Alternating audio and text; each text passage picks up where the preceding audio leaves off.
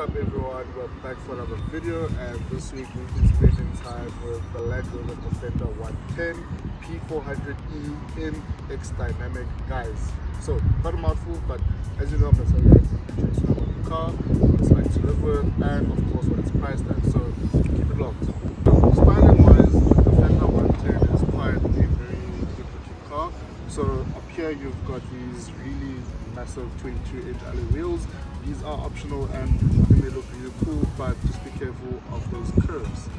Up here you've got this plastic sort of trimming which makes it look really rugged and tough, as the Defender is already. And coming to the front you've got these LED headlamps. Unfortunately these aren't matrix LEDs, but they do a pretty good job in the evenings of lighting up the roads. Furthermore, you've got some more styling elements which really give a really rugged look, as we know that Defenders are. And of course on the bonnet we've got Defender badging. And moving over to the back, you've got this really cool styling element as well with the Land Rover badge over there. And over here of course you've got a spare wheel with a really nice spare wheel cover as well, with Defender writing on it as well. Opening up the boot like so reveals a pretty large boot, as you can see. And a really cool feature about the tailgate is that wherever you stop it, it actually stops wherever you want it to, which is pretty nifty for tight parking spaces. So moving on to the boot itself, as you can see it's quite spacious, but not as spacious as it can be in a Defender, and I'll tell you why. It has to do with what's below here. But moving on to practicalities in the boot, you've got some hooks over here to sort of hang things on. You've also got a 12-volt socket over there, some LED lighting, and interestingly you can raise and lower the air suspension of the Defender to make loading things in and out a easy task. We've now moved up to the back seats, and as you can see I've got loads of headroom, loads of knee room, and more than sufficient room for my feet as well. Interestingly, the front seat isn't set to my driver's position currently, because a nifty feature is when you get in and out of the car from the driver's seat, the seats will move backwards and the steering wheel will raise to make it easier to get out of the car. So think of this with a bit more space as well, so pretty good for me. Furthermore, you've got some nice appointments at the back too. You've got some climate control for the rear, and you've got a USB-A port, 2 of them. You've also got these really cool windows which are very Defender-like as we know them to be. And of course, being a Defender, which we all know what they're being used for, you've got rubber floor mat instead of conventional floor mats. And moving up to where all the magic happens, we're in front of the driver's seat, and instantly I am very impressed with what Land Rover has done here in the Defender. Considering where the Defender comes from, this is a massive leap forward. So the driver's got a very nicely leather-wrapped multifunctional steering wheel with quite a few controls on the steering wheel to control certain things like the display ahead of the driver, as well as the cruise control settings. Behind the steering wheel is a bright and crisp digital display.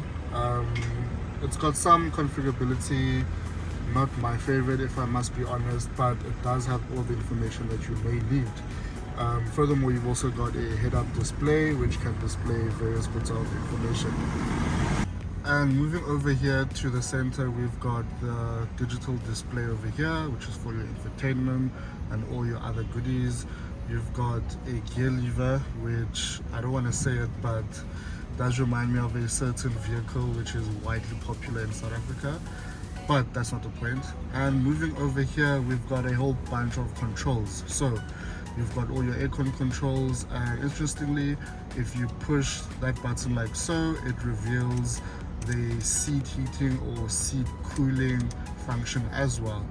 You've got all of your terrain response controls here as well for when you want to go off-roading and going through different surfaces. And you've also got, specific to this model of course, an EV button, which if you press reveals 3 different driving modes. So you've got a hybrid mode which essentially alternates between driving in hybrid, in electric mode, and using the petrol engine. And you've got a full EV mode, which is self-explanatory, and you've got a save mode, which essentially cuts the battery and just runs the car on the petrol powered engine only. So moving on to the practicalities of the Defender. So we've got a USB Type-C and USB-A charging port over here. We've also got a 12-volt socket over there. We've got really big cup holders here with rubber teeth so that they can grip your drink very nicely. Underneath here, you've got a massive storage bin over there. I mean, I can't even think how much stuff you can fit in there, but quite a lot. And under here, you've got a wireless charging pad, and guess what? A fridge, which works pretty well, if I may add. And the door bins are also pretty spacious as well. They can fit large items as well. And some niceties include the Meridian sound system, which sounds fairly decent if you ask me. Not the best in the game, but it does do a good job for all you audiophiles. Overall, the cabin of the Defender is a really nice place to be in. It's really spacious. It's got really nice luxury appointments. It's not just the old Defender that we've been used to, which didn't have any luxury appointments. This one is really a massive leap forward. So we're now jumping into the front seat and we are going for a drive. So headline figures. So up front, you've got a 2-liter 4-cylinder turbo petrol engine, which is paired with a 105 kilowatt electric motor.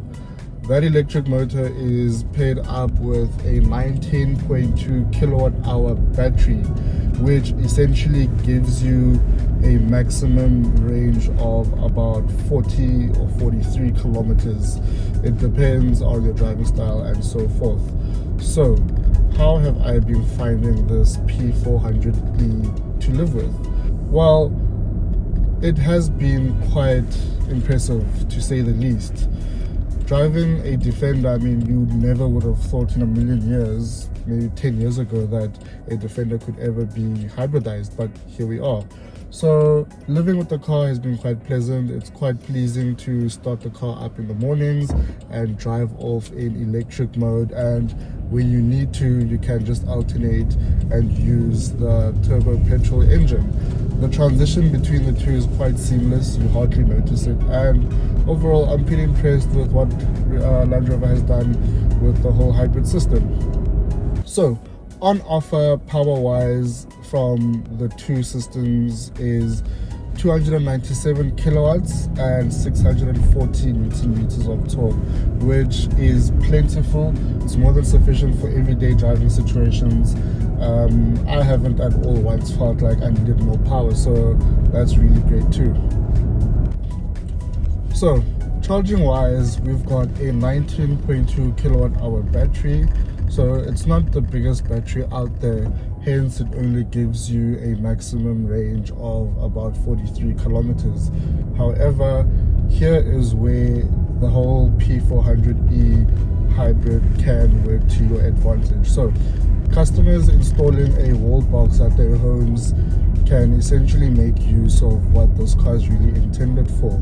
So if you live and work within a 40 kilometer radius, you could essentially go to and from work on a single charge, and then when you get back home, you could essentially plug in your car like you would your cell phone and essentially top it up for the following day.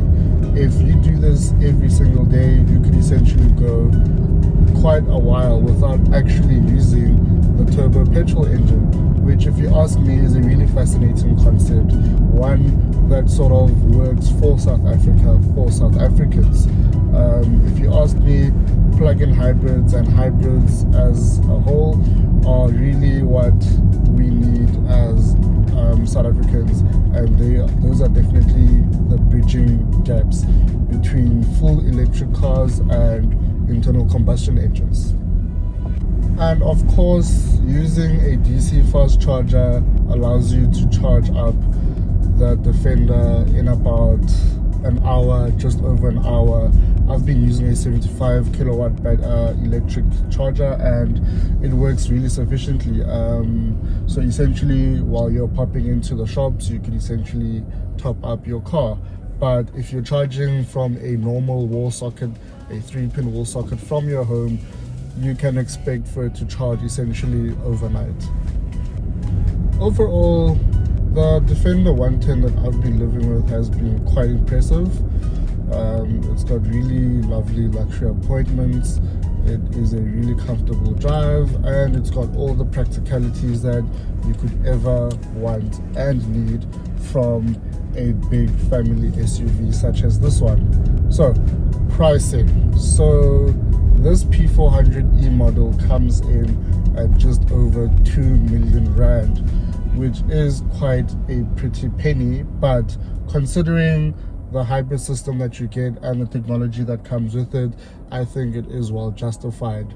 You can, however, get into the Defender lineup for much less, but of course, if you want to have the best of both worlds, you are going to pay a premium for that.